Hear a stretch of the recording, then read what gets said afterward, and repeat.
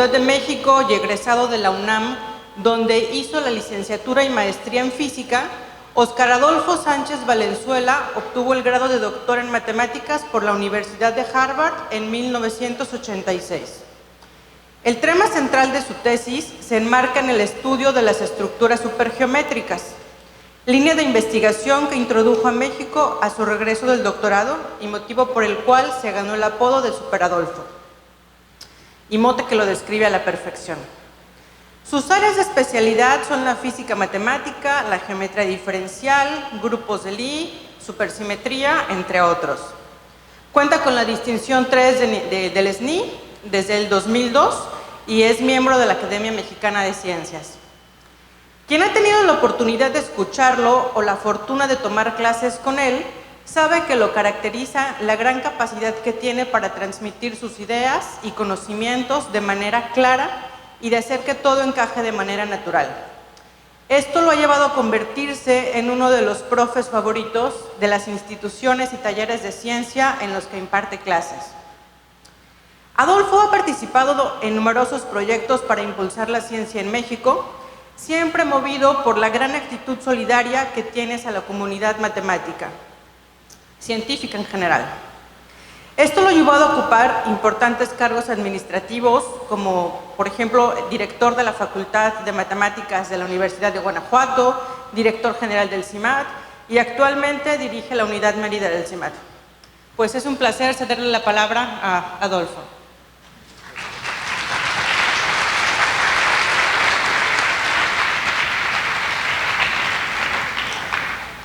Muchas gracias Isabel por la presentación y muchas gracias a los organizadores por la invitación. Es un verdadero honor estar aquí con ustedes en esta conferencia y voy a tratar de empezar tan pronto como pueda porque la experiencia dice que nunca termino de dar las conferencias.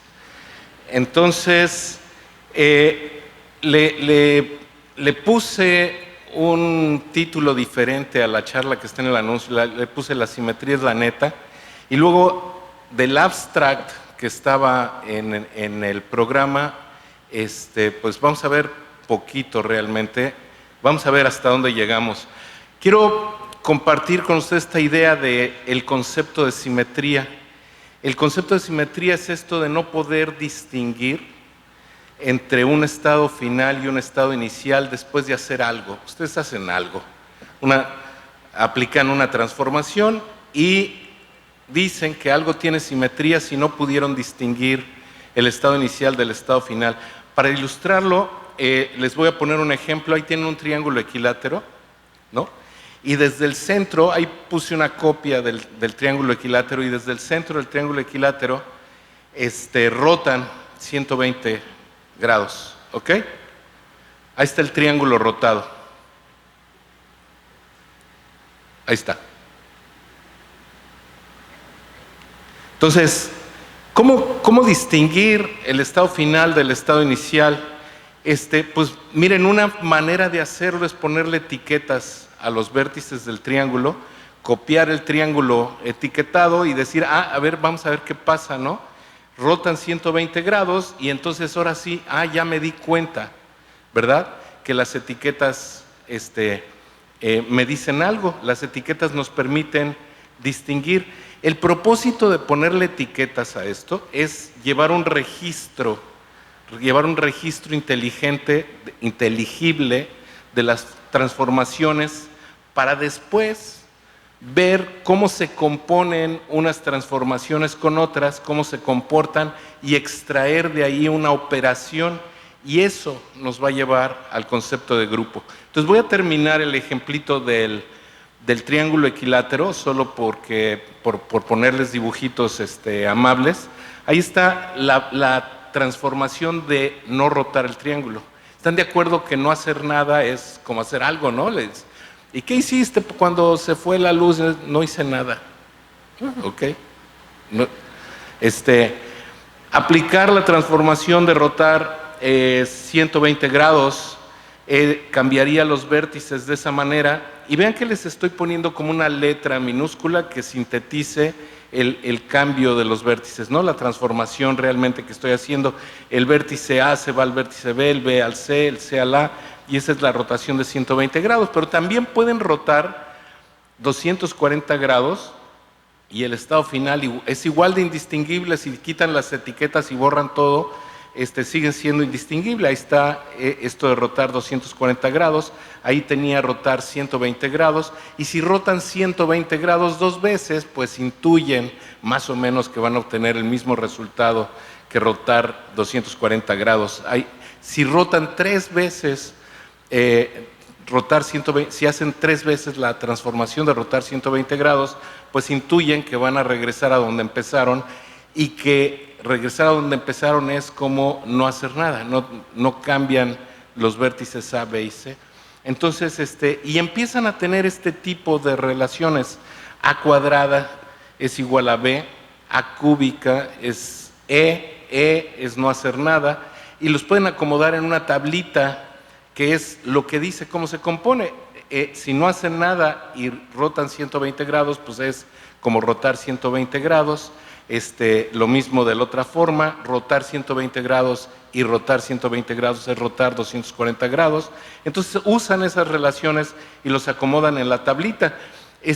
Hay otras transformaciones del triángulo equilátero que dejan esta sensación de que no me enteré de nada, ¿no? Es rotar con el eje de simetría que pasa por el vértice superior. Ese vértice, el A, se puede quedar fijo y en tres dimensiones está claro cómo lo rotan, ¿no? En tres dimensiones pues simplemente es como colgar del techo con un alambrito el triángulo y rotan lo que sobró, y ese es el efecto. Entonces ahí tienen a este elemento dentro de los otros tres que tenían y componen con él. O sea, componer quiere decir, a ver, hagan primero una transformación y luego aplíquenle esta otra, o aplíquenle esta y luego háganle otra. Y en particular, estas dos que les acabo de poner, hacer el rotadito de 240 grados y luego el colgadito del techo, les deja el estado final B a C, que no está en los estados finales de arriba, entonces un estado nuevo, y es igualito al estado final al que los llevaría primero el colgadito del techo y luego rotar 120 grados. Y entonces ese estado B a C lo que está haciendo es dejar fijo el vértice C, y es esta otra rotación. Entonces tienen esa rotación y de la misma forma obtienen esta otra rotación. Y está hecho de esta manera diferente. El colgadito del techo y rotar 240 grados tiene ese efecto, y si lo hacen en el otro orden, tiene este otro efecto, que claramente son transformaciones distintas. O sea, sí quieren distinguir entre esas dos. Y como antes habían visto que una era como rotar 120 grados y colgar del techo, y la otra era como colgar del techo y rotar 120 grados, pues el orden de los factores sí importa, se dan cuenta, y lo que obtiene es una tabla de multiplicar un poco más grande, y esta es la tabla de multiplicar de simetrías. ¿Qué están haciendo? Multiplicando simetrías. No son números, son transformaciones de simetría que dejan al triángulo equilátero intacto, ¿no? Que ustedes no se dan cuenta, pero ven toda la riqueza que hay solamente de eso. Les voy a iluminar de azul la aparición en la tablita de A cuadrada C. Los resultados A cuadrada C están ahí. Y ahora voy a iluminar de rojo la aparición de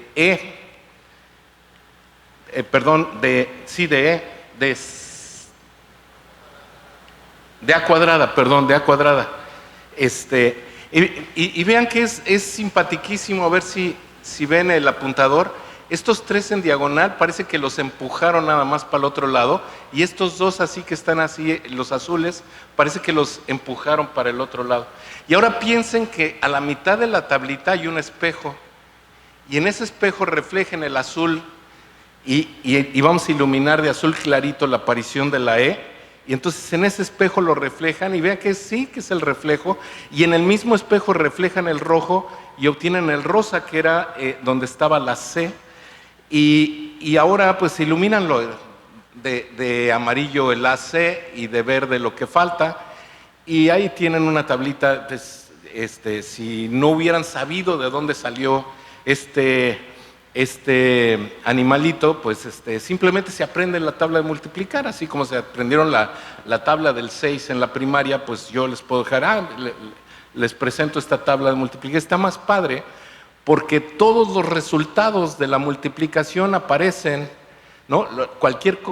Cualesquiera dos cosas que multiplican les van a aparecer como resultado aquí. Es un resultado muy importante. Entonces, en este ejemplo lo que tenemos es esta propiedad de que tuvimos todas estas transformaciones que son de simetría para el triángulo equilátero, podemos componerlas otra vez y obtener una transformación de simetría del triángulo equilátero. Se obedece una ley de asociatividad. En la composición hay un elemento neutro y cada elemento tiene un inverso. Este es básicamente este concepto de grupo. Entonces, detrás de la idea de la simetría tienen a los grupos. Entonces, ya si lo hicieran acartonadamente en el salón, dirían: un grupo es un conjunto con una operación que para cada par de elementos A y B les produce un nuevo elemento que denotan como A bolita B. Y, o sea, ya simplemente lo escriben como matemáticos. La operación es asociativa, hay un neutro y cada elemento tiene un inverso. Y el grupo se llama abeliano si sí es cierto que el orden de los factores no altera el resultado. ¿Sale? Y entonces, una cosa padre que tienen los grupos es que se pueden resolver ecuaciones y que las ecuaciones, además, por ejemplo, en la tablita que les puse, o sea, ya nos olvidamos del triángulo y nos olvidamos de dónde salió, nos quedamos con la tablita, y les digo: a ver, rojo por X igual a azul, despéjenme la X. Entonces, pues, ahí tienen la tablita para ver rojo por alguien de aquí arriba, da el resultado azul. Vengo y busco en el rojo dónde está el azul, ahí está, entonces voy y busco arriba y pues es el rosa, ¿no? Está fácil. Y también si lo hacen por el otro lado, y las ecuaciones por el otro lado son distintas porque el orden importa. Entonces alguien de este lado, multiplicado por el azul fuerte, ¿no?, produce el verde. Entonces veo debajo del azul fuerte el resultado verde y veo de qué pistola salió, y salió de la rosa. Entonces, la cosa es que en los grupos las soluciones de las ecuaciones son únicas. Va una demostración, no sé, para ver que estamos haciéndolo muy fácil, ¿no? Supongan que tienen dos soluciones de esa ecuación, que A por X da B, y las soluciones son X1 y X2, y eso quiere decir pues que cada una satisface la ecuación que les di. Entonces, si cada una satisface la ecuación que les di, pues deben de ser iguales a X1 a X2. Entonces lo que hacen es operar con el inverso de A a la izquierda por ambos lados y corren el paréntesis del lugar. Usan la propiedad asociativa para solo mover el paréntesis del lugar, y luego usan la propiedad del inverso, que dice que operar con un elemento con su inverso da el neutro, y el neutro con lo que sea da lo que sea. Pues el lado derecho ahí da X2 y el izquierdo da X1. Y entonces pues X1 es X2, era una ilusión que tenían dos soluciones, es la misma solución, y pues es un resultado que hay que tener en cuenta. Ok, los grupos abundan. Donde quiera que tengan simetrías, ya sea de figuras geométricas, de leyes de la física, de ecuaciones matemáticas, de entes biológicos, donde quiera que tengan simetría, ya entendieron cuál es el rollo. Simetría es que no me voy a enterar de nada cuando yo hago una transformación. Hago la transformación, no distingo entre el estado inicial y el estado final. Entonces, ¿qué tengo que hacer para llevar un registro de eso? Pues le pongo etiquetas a las cosas, hago la transformación, uso las etiquetas para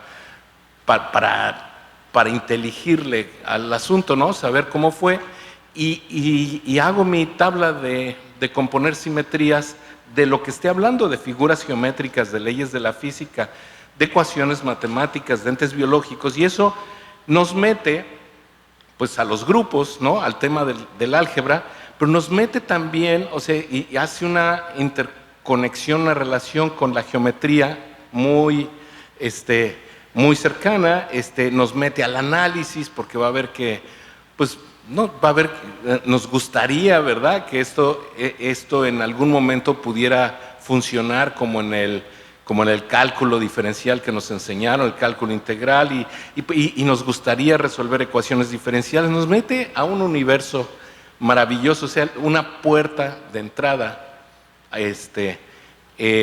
a todos esos temas, pues puede ser el estudio de la simetría. Ahora, vean, los grupos, me voy a atrever a decirlo de esta manera, abundan en la naturaleza. Eso es lo que quiere decir, les voy a dar un ejemplo y ya me dirán si es una exageración o no es una exageración.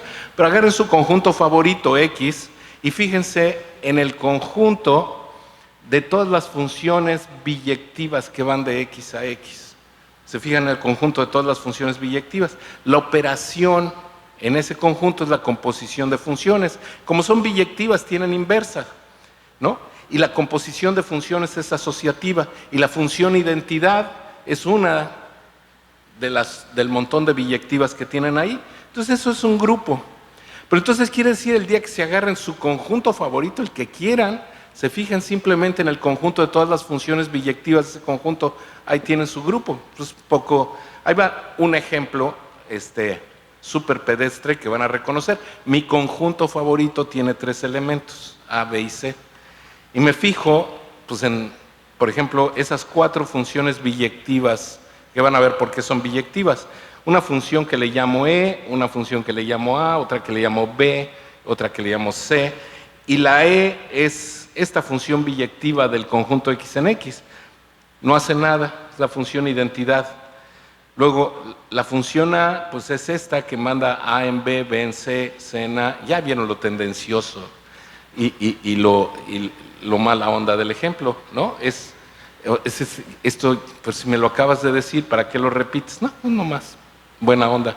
Es fácil comprobar, ¿verdad? Pues que valen todas las relaciones que habíamos visto, ¿no? Que rotar 120 grados y rotar 120 grados era como rotar 240 grados, excepto que aquí ya no tenemos la interpretación de rotar, sino simplemente me saqué el ejemplo del ejemplo universal de, dado tu conjunto favorito, fíjate en todas las biyecciones de ese conjunto. Y entonces, pues ya reproduje el asunto. Ahora, los grupos, además de abundar en la naturaleza, los podemos materializar en algo súper amigable, friendly user. Una de las cosas más sencillas que aprendemos en la escuela, en la facultad, en los primeros cursos de matemáticas es álgebra lineal. Y una de las primeras cosas que nos hace sentir, ya evolucionamos un poquito de los números a las matrices. Y entonces, pero las matrices son transformaciones lineales de un espacio vectorial. Y los espacios vectoriales son, pues no sé, empiezan a ser como user-friendly. Los espacios vectoriales son una cosa que aprendemos desde chiquitos. Entonces, miren, para cada espacio vectorial, pues fíjense en un subejemplo del gran ejemplo. El subejemplo del gran ejemplo es que si lo que tienen, su conjunto favorito fue un espacio vectorial, no agarren todas las funciones a lo bruto, no agarren todas las funciones biyectivas, agarren solo las lineales, las que preservan la estructura de espacio vectorial. Se fijan en las funciones que preservan la estructura de espacio vectorial, que son biyectivas. Pues es un subejemplo del ejemplo de arriba. Comprueban que la composición de 2 lineales es lineal, que la inversa de una lineal es lineal, que la identidad es lineal, y tienen un ejemplo. Es un grupo, ¿ok? Entonces, aquí viene un detallito de, esto es lo que quiero decir por materializar en algo amigable un grupo. Representar al grupo como transformaciones lineales de un espacio vectorial, es buscarse una función de su grupo favorito, el que sea, a las transformaciones lineales de un espacio vectorial, su espacio vectorial favorito, Nada más que tenga esta propiedad que preserva la operación del grupo, se la lleva a la composición de transformaciones lineales en el espacio vectorial. Eso es lo que se llama una representación del grupo G en los espacios vectoriales. Ahí va un ejemplo. En el ejemplo que teníamos de las simetrías del triángulo equilátero, voy a tomarme un espacio vectorial de veras user-friendly, R3. Espacio vectorial súper sencillo.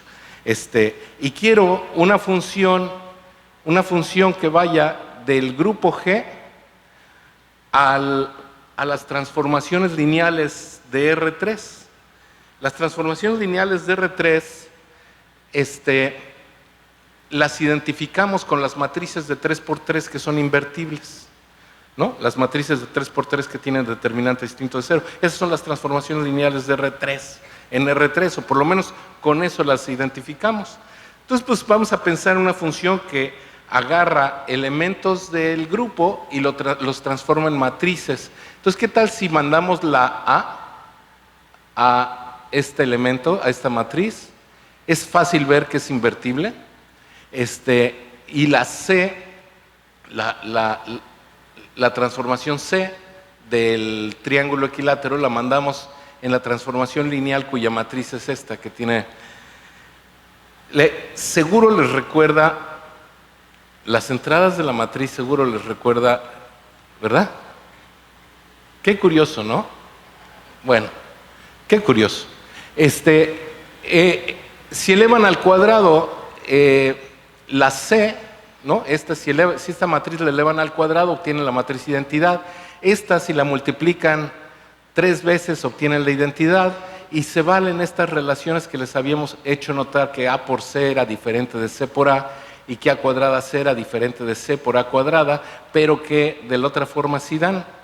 A cuadrada C es CA, y A por C es C por A cuadrada, y todo eso se preserva en esas matrices que les di. Ustedes pueden hacer el calculito, muy sencillo. Les voy a platicar ahora un ejemplo de la física. O sea, ya hicimos un ejemplo de geometría, el triángulo equilátero. Entonces ahí va un ejemplo de la física.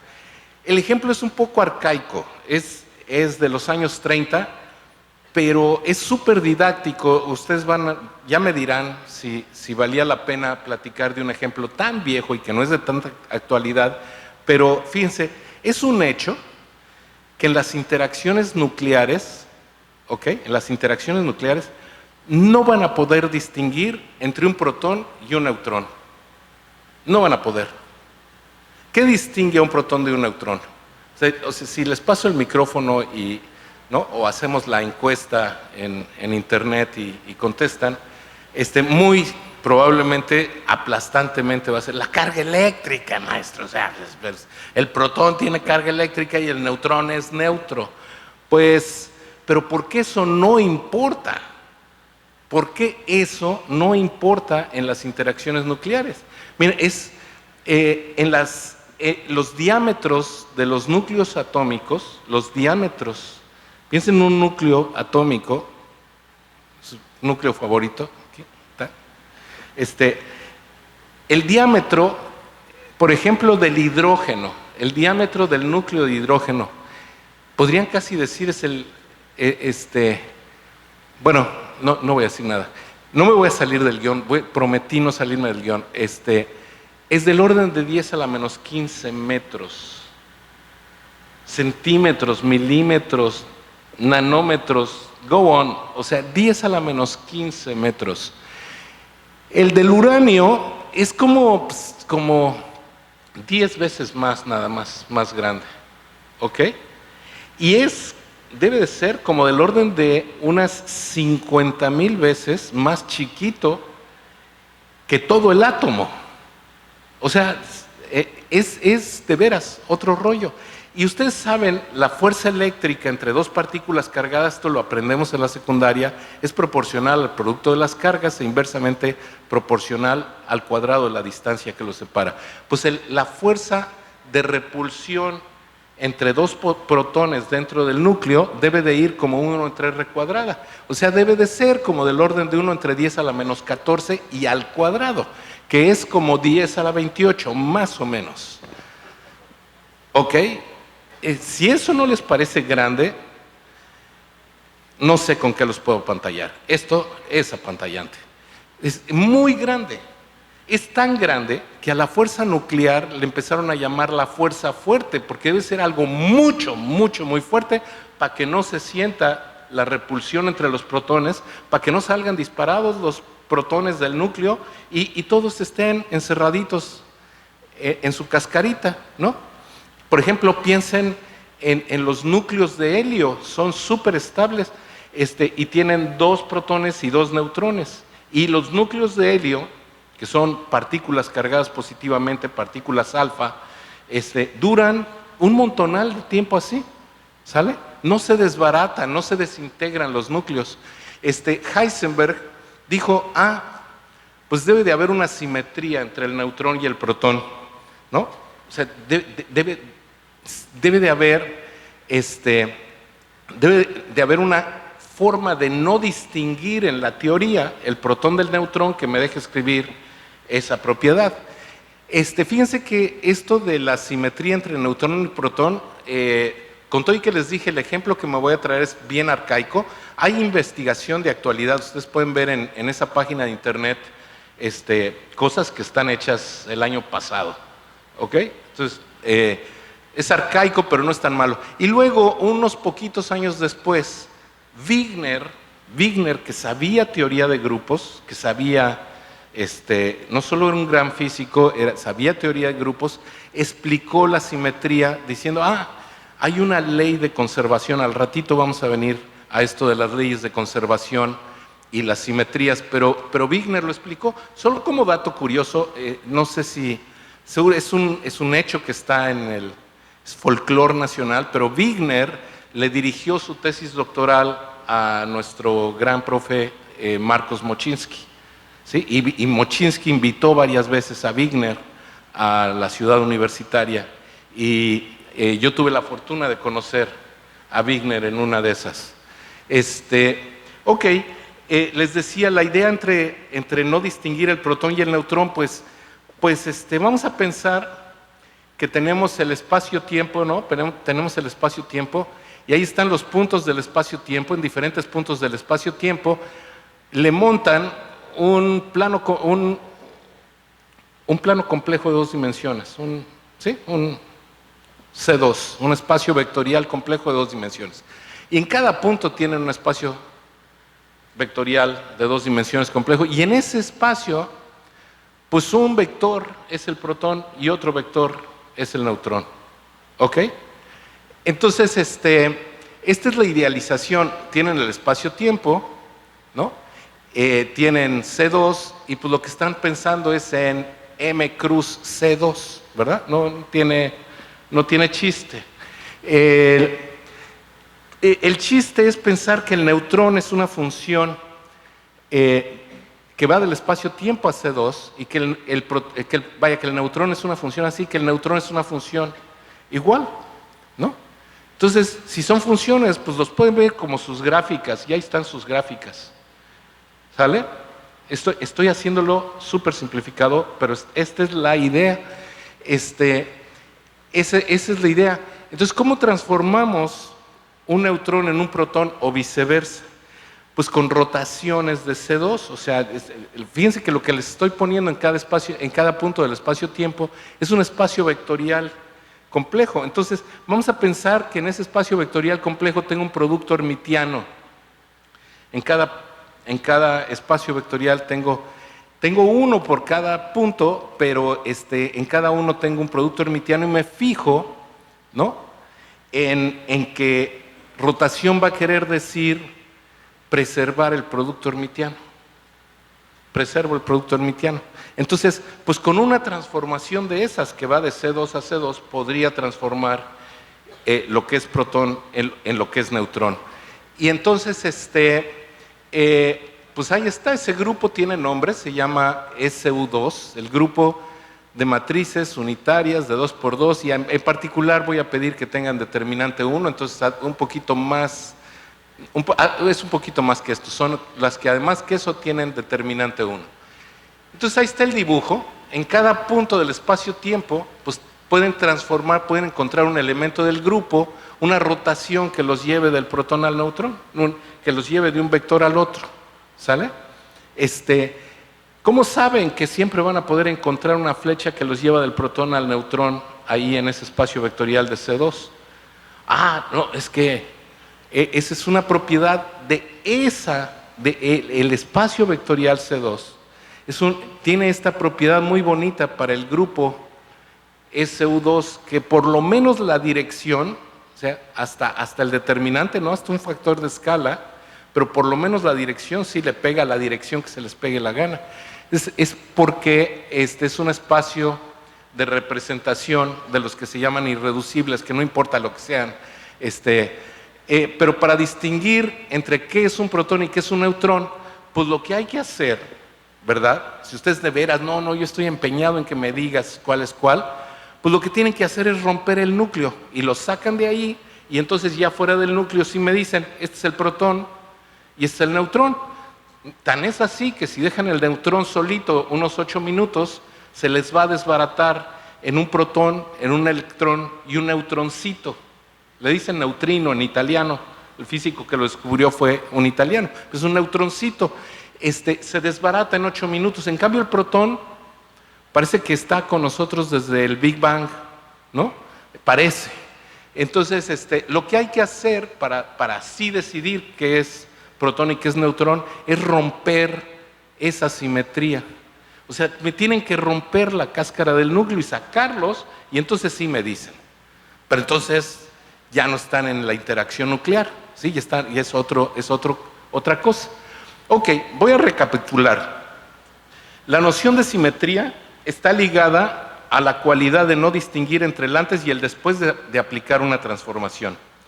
Donde quiera que haya simetría, van a poder extraer ustedes un grupo, que es una cosa del álgebra. En los grupos se pueden resolver ecuaciones y las ecuaciones tienen soluciones únicas.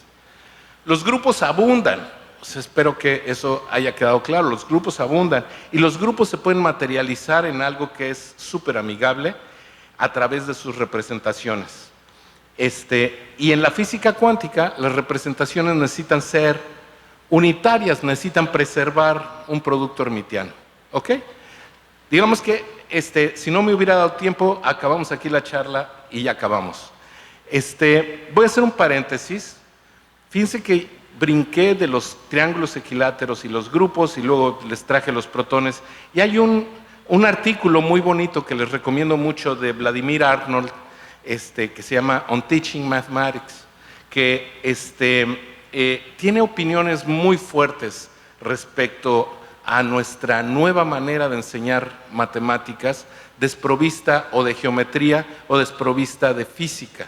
Y entonces, ahí está la referencia. El mensaje de Arnold es no desgeometrizar la matemática y no y el que la desfisizare, un buen desfisizador será, ¿no? Desfisizar, como ustedes lo han leído en el Quijote,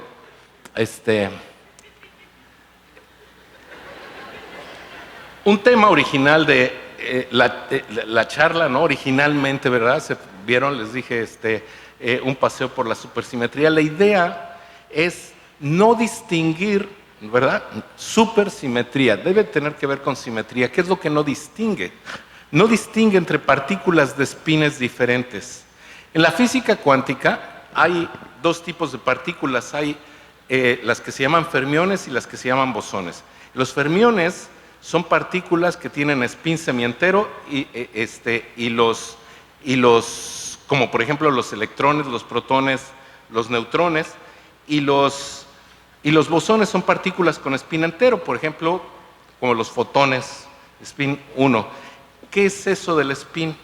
¿Qué es eso del spin? ¿Y por qué puede ser un entero o un semientero? Entonces les voy a decir rápido.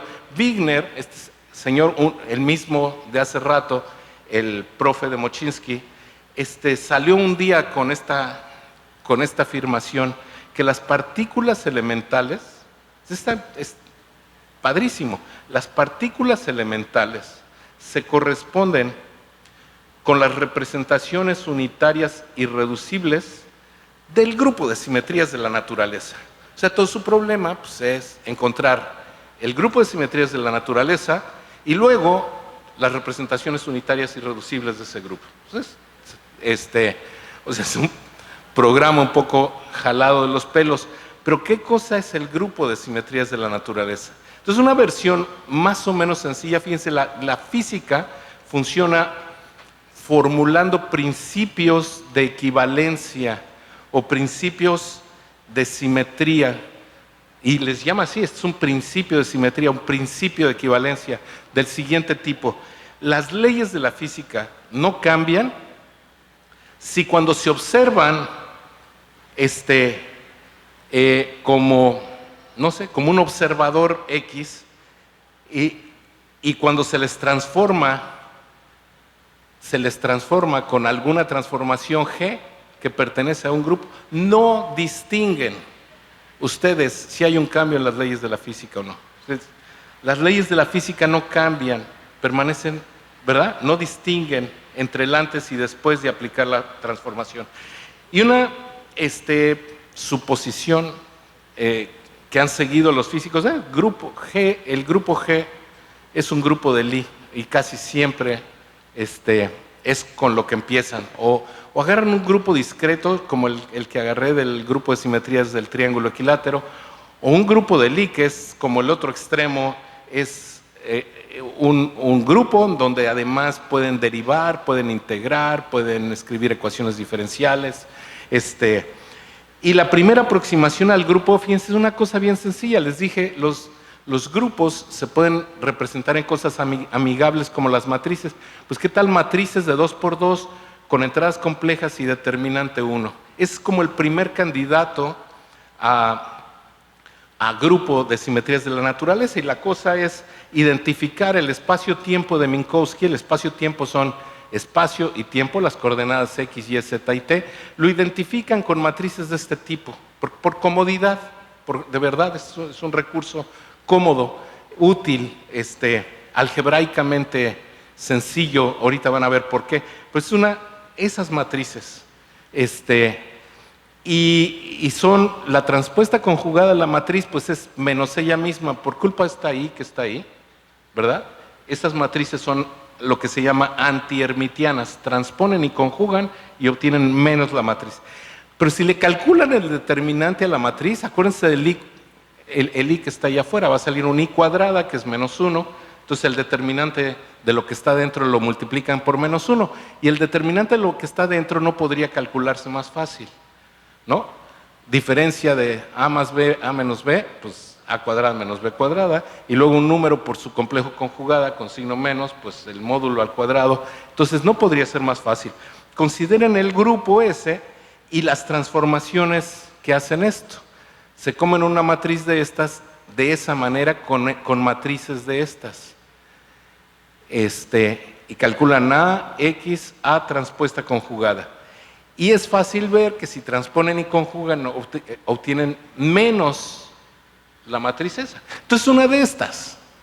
Entonces, esto transforma al espacio-tiempo en el espacio-tiempo, porque produce otra matriz de las mismas, ¿sale?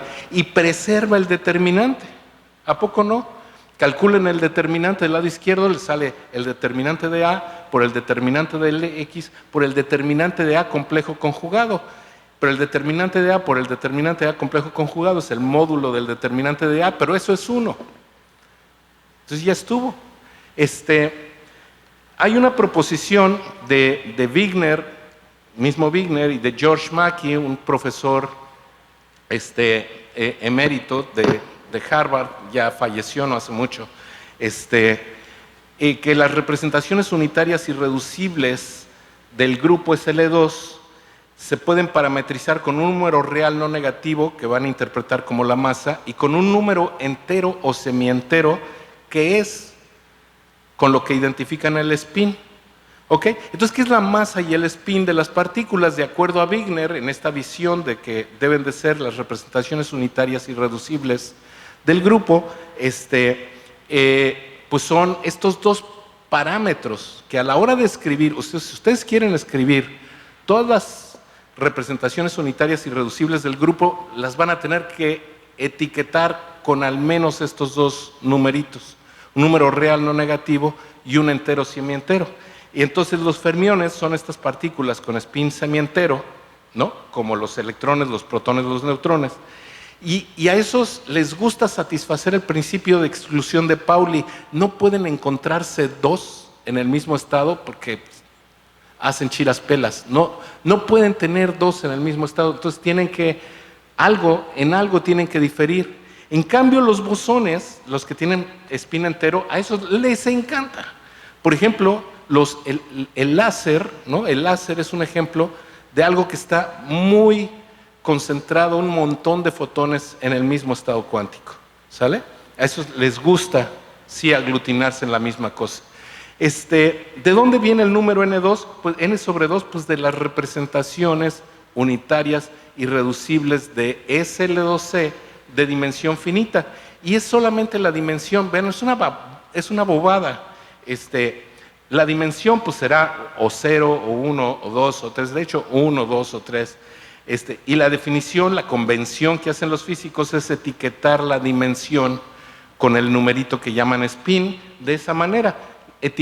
Dicen que la dimensión es 2S más 1. Entonces está claro que S, pues a veces es algo que tiene que tener un denominador 2 y a veces no, cancelan el 2 y ya está. Entonces, si S es un número natural, pues decimos que la partícula es bosónica, y si no lo es, pues es fermiónica. Pero solo lo único que quiere decir es algo respecto a la dimensión del espacio vectorial, un espacio vectorial en dimensión finita, donde ocurren las cosas. ¿Se acuerdan del ejemplito que les puse para el neutrón y el protón? El espacio vectorial que les puse fue un C2. C2, la dimensión del espacio es 2. Si 2 es 2S más 1, pues el S que le sale es un medio. ¿Ok? Entonces, un ejemplo de interacción es fotón con electrón. Como la idea de la supersimetría era no distinguir entre partículas de espines diferentes, les voy a poner una idea esquemática, motivacional. Esto no es la neta del planeta, como decía el título de la charla, pero es una idea que dio muchos frutos, mucho tiempo en la física. Y el ejemplo eran estas interacciones de un fotón con un electrón. Lo que se encuentran típicamente en los libros, estoy seguro que han visto esos dibujitos en los libros de física, se llaman diagramas de Feynman. Va el electrón alegremente por el mundo, ¿no? Y de repente empieza, ¡ay! Es que viene otro electrón. ¿Cómo fue que sintió ese otro electrón? Es que ese otro electrón, para decir aquí estoy, ¿no? Para ir marcar su territorio, no voy a ser más explícito que eso, suelta un fotón, ¿no? Y ese gamma que está ahí es un fotón, y el otro dice, ¡ay, ya te sentí! Y esa es la interacción, ¿sale? Pero podría haber un ejemplo de una autointeracción del electrón consigo mismo. Un ejemplo de autointeracción del electrón consigo mismo: va el electrón alegremente por la vida y suelta su marca territorial, ¿no? Y uy, se la come el mismo. Entonces, decimos que el electrón autointeractuó, ¿no? con este fotón. Esto no se puede observar, porque para observarlo tendríamos que romper esa supersimetría, tendríamos que ir y hacer una medición ad hoc y decidir, mira, ese fotón lo soltó este mismo, que fue ese mismo que se lo comió, pero para haber visto el fotón tuve que haberlo visto con otra cosa, y entonces pues ya se lo comió alguien más. ¿Está claro? Destruyo la supersimetría por quererla observar, destruyo eso. Eso no quiere decir que la teoría por dentro, en su estructura interior, no tenga ese tipo de indistinguibilidades, ¿verdad? Entonces hay que romper la simetría. Entonces recuerden el escenario, protón-neutrón en un núcleo. Este era el dibujito, ¿no? Y entonces transformamos el protón en un neutrón con una rotación del grupo, de estas rotaciones del grupo SU2. Lo que está pasando es que estoy como encontrando una función que en cada punto puedo rotar diferente, y ustedes construyen una teoría así, en la que en cada punto roten diferente, y luego dicen, a ver, y lo que quiero al final es no distinguir, escriben las ecuaciones que deben de satisfacer estos objetos, y lo que deducen es esta teoría que describe las interacciones nucleares. Así se inventaron las ahora llamadas teorías de Yang-Mills, haciendo esto que les platiqué. Se fijan en funciones que vayan al grupo, pero hacen una cosa diferente, transforman de manera diferente e independiente de cada punto a otro. Escriben las ecuaciones que deben satisfacer estas partículas y se dan cuenta que empiezan a agarrar términos de más. Esos términos de más se vuelven campos con los que van a describir la nueva interacción, lo promueven a la categoría de nueva interacción, nueva teoría, y lo que obtienen es esta teoría de campo de las interacciones nucleares. Entonces, las leyes de la física, ¿verdad?, lo que tienen son estas ecuaciones diferenciales, ¿no? Perdón, lo cambié muy pronto, pero tienen ecuaciones diferenciales. Entonces el neutrón, no cualquier función que vaya del espacio-tiempo a C2, no la gráfica de cualquier función como las que están ahí, va a ser un neutrón o un protón. Para ser neutrón o para ser protón, además de ser una función de esas, necesita satisfacer la ecuación diferencial del protón. Entonces, esa ecuación se llama la ecuación de Dirac, y para partículas de spin 1 medio, como el neutrón o el protón, tiene una cara que se ve así, es un operador diferencial aplicado a la función que describe ya sea el neutrón o el protón, y decimos que es proporcional a ella misma. Y podríamos pasar todo al lado izquierdo y decir que es un cierto operador diferencial aplicado a una función igual a 0. Todo el chiste es que la función, en el caso del spin 1 medio, es una función que localmente aterriza en un espacio vectorial que es un C2, y ese 2 quedamos que es la dimensión que marca el spin. Eso es lo que está diciendo, es una función de ese tipo en términos súper simplificados. Y D es un operador diferencial de primer orden en las variables X y T. Para spin 1, por ejemplo, se tiene una ecuación muy parecida. Hay un operador de Dirac que se lo aplican a una función. La función ahora vive en C3, y ese 3 lo escriben como 2S más 1, y está claro que la S es 1. Eso debe ser spin 1, y eso debe ser un fotón. Eso deben de ser las ecuaciones de Maxwell, ¿no? Las ecuaciones de Maxwell son las ecuaciones para los fotones. Entonces, ¿por qué las ecuaciones de Maxwell? ¿Cómo es que salen las ecuaciones de Maxwell? Pues la función, si aterriza en C3, pues lo puedes explicar como algo que aterriza parte real y parte imaginaria, ¿no? Tiene parte real y parte imaginaria. Entonces ya terminó en C3, y la parte real está en R3 y la parte imaginaria está en R3. Entonces son como dos campos en R3, campos vectoriales en R3, y tengo un operador de Dirac. El operador de Dirac en este caso es la diferencial exterior y la codiferencial. Son operadores diferenciales, y pueden escribir lo que tienen estas cosas es que pueden escribir las ecuaciones de Maxwell de esa manera. El operador diferencial exterior hace lo siguiente: agarran y se comen una cosa de esas, ¿no? Y lo que obtienen es esto. Derivan las componentes de los campos y los acomodan de otra forma. Y estoy expresando esto en términos de una base que se llama de matrices de Pauli, que no importa, pero es una base, es la base de un espacio vectorial. Y el operador codiferencial lo que hace es esto. El operador codiferencial es una transformación que se le hace al operador derivada exterior con otro operador que se llama el operador de Hodge, y entonces van a operar así. Fíjense, se los puse en 2 pasos porque es bien bonito lo que hace el operador de Hodge. La estrella, lo que le hace al E más I B es multiplicar por menos I. Multiplican por menos I lo que está allá adentro, y fíjense que lo que queda es esto. Y luego ya aplican la derivada y hacen lo que sea. Pero entonces empiezan a ver, hay mucha álgebra, hay mucha geometría metida en estos asuntos. Entonces, en los ejemplos de las simetrías de las ecuaciones de Maxwell, pues el mismo grupo SL2C puede transformar campos eléctricos en campos magnéticos. ¿Sale? ¿Ya? ¿Acabó? Pues entonces creo que me debo despedir aquí. Justo lo que les iba a contar, el rol que juega el teorema de una gran mujer, Emmy Noether, en la física, que en su versión coloquial dice que por cada simetría de un sistema físico tiene una ley de conservación. Y solo voy a pasar resultadito. La simetría ante traslaciones en el tiempo les da la conservación de la energía, ante traslaciones espaciales les da la conservación del momento lineal, ante rotaciones les da la conservación del momento angular, y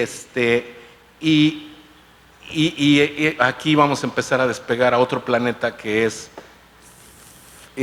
geometrizar la física, y a donde pensaba llevarlos geometrizando la física era este caminito de las ecuaciones de Yang-Mills, que luego si lo aplican a un problema de matemáticas, si se aplica un problema de matemáticas con el mismo grupo SU2, con el que transformaban protones por neutrones, con ese grupo sencillito, Donaldson, jugando a las teorías de Yang-Mills en los años 81, 82, 83, por ahí, yo empezaba el doctorado en esa época.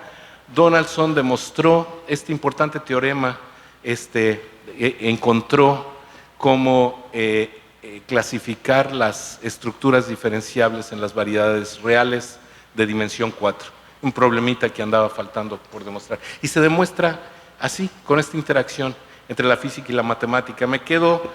Les quedo a deber un montón. Ya me conocen aquí los cuates, pero espero que la gente que no me conocía por lo menos se lleve algunas ideas, imágenes agradables de este cuento. Gracias, muchas gracias.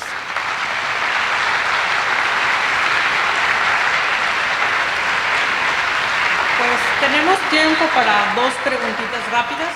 ¿Alguien se anima? Anden, sí tenemos tiempo. Un poquitito. A ver allá.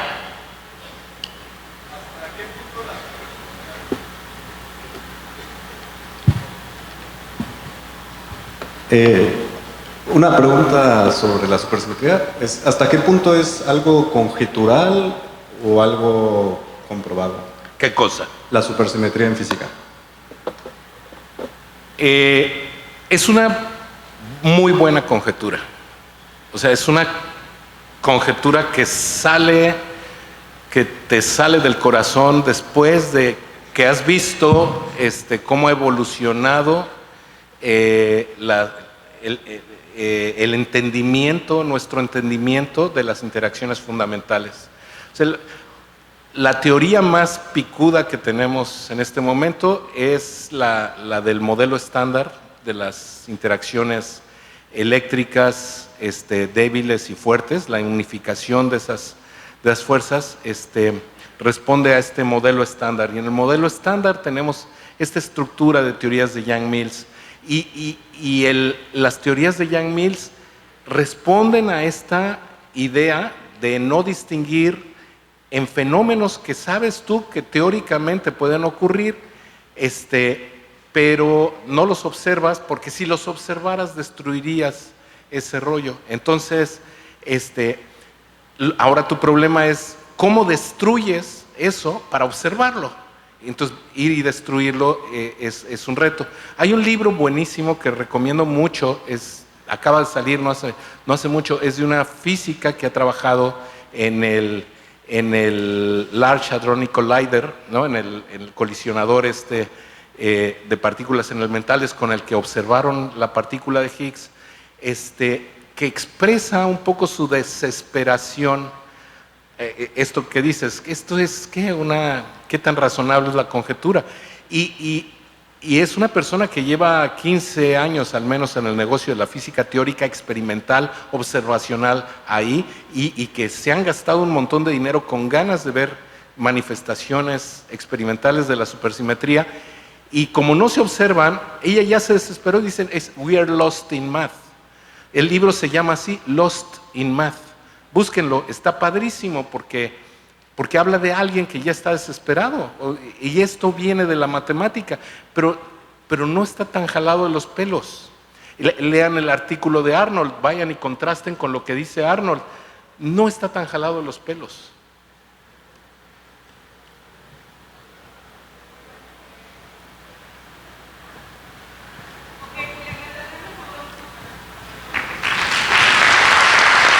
Muchas gracias.